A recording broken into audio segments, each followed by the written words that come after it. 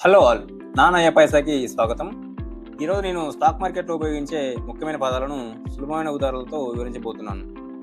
ఇవి తెలుసుకోవడం వల్ల మీరు మీ ఇన్వెస్ట్మెంట్ విషయంలో సరైన నిర్ణయాలు తీసుకోవడానికి చాలా ఉపయోగపడుతుంది. వీడియోని చివరి వరకు చూడండి. 20th టర్మ్ అసలు మిస్ అవ్వద్దు, అది చాలా ఇంపార్టెంట్. స్టాక్ మార్కెట్ని ఒక పెద్ద మార్కెట్లా ఊహించుకోండి. అక్కడ ఇన్వెస్టర్స్ కంపెనీలలో చిన్న చిన్న షేర్స్ కొనుగోలు చేసి అమ్ముతుంటారు. First term stock. స్టాక్ అంటే ఒక కంపెనీలో చిన్న పార్ట్నర్షిప్.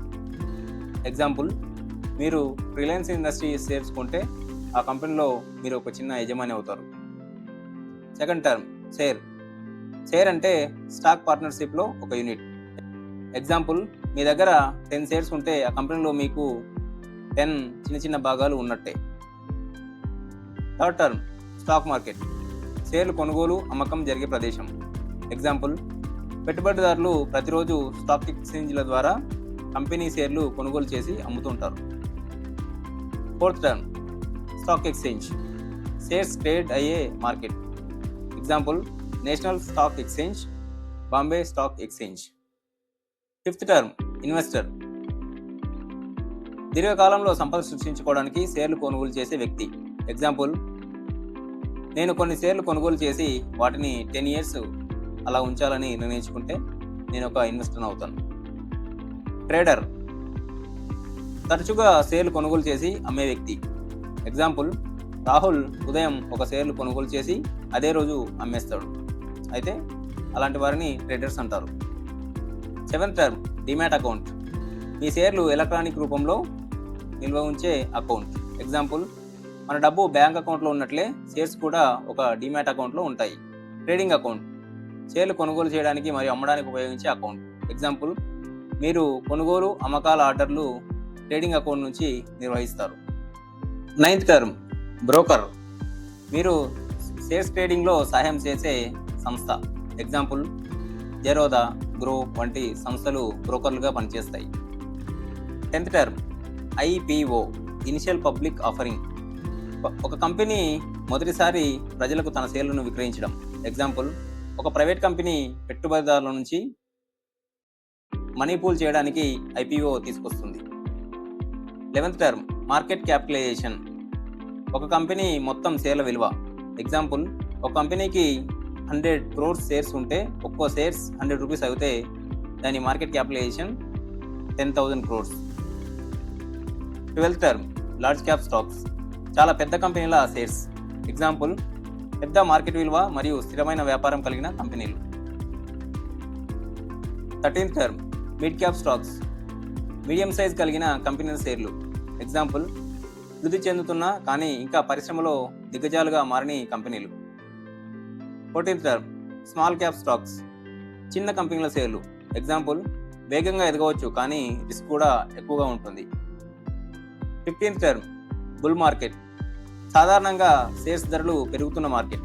ఎగ్జాంపుల్, చాలా షేర్ల ధర పెరుగుతాయి మరియు పెట్టుబడిదారులు ఆశావహంగా ఉంటారు. 16th term bear market. సాధారణంగా షేర్ల ధరలు తగ్గుతున్న మార్కెట్. ఎగ్జాంపుల్, చాలా షేర్లు పడిపోతాయి మరియు పెట్టుబడిదారులు జాగ్రత్తగా వ్యవహరిస్తారు. 17th term dividend. కంపెనీ లాభాల్లో కొంత భాగాన్ని షేర్ హోల్డర్లకు పంచడం. ఎగ్జాంపుల్, మీ వద్ద కంపెనీ షేర్స్ ఉంటే కంపెనీ మీకు డివిడెండ్ చెల్లించవచ్చు. 18th term portfolio. మీ అన్ని పెట్టుబడుల సమాహారం. ఎగ్జాంపుల్, మీ పోర్ట్ఫోలియోలో షేర్స్, మ్యూచువల్ ఫండ్స్, బాండ్స్ ఉండొచ్చు. 19th term diversification.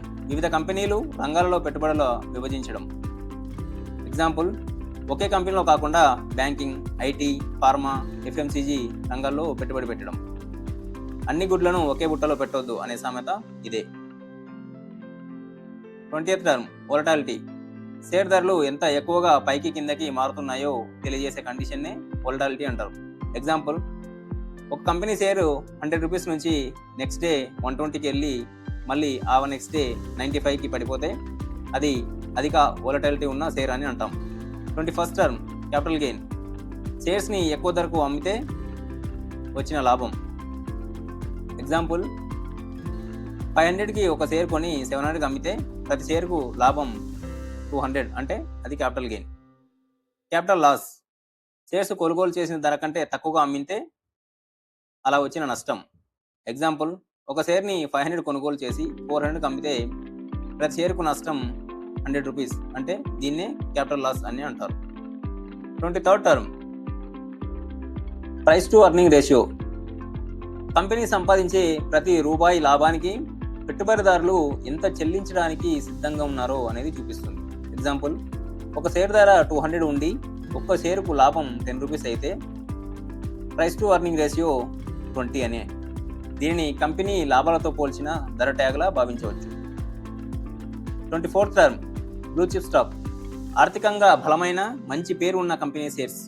ఎగ్జాంపుల్, ఎన్నో సంవత్సరాల చరిత్ర కలిగిన మంచి లాభాలు, ప్రజల విశ్వాసం ఉన్న కంపెనీస్.